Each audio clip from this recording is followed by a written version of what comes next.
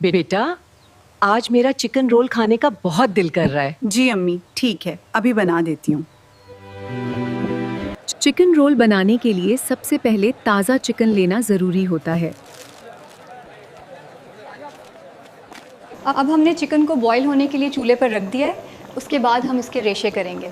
Comment करके ज़रूर बताएं आप ये वीडियो कहाँ से देख रहे हैं। अब हम चिकन को अच्छी तरह धो रहे हैं और तब तक अगर आपने हमारा चैनल सब्सक्राइब नहीं किया तो प्लीज़ सब्सक्राइब कर लें। अब हम चिकन के अच्छी तरह रेशे कर लेंगे और इसमें सब्जियां भी शामिल करेंगे।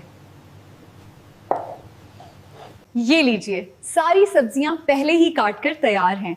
अगर आपको वीडियो पसंद आ रही है तो वीडियो को लाइक ज़रूर करें।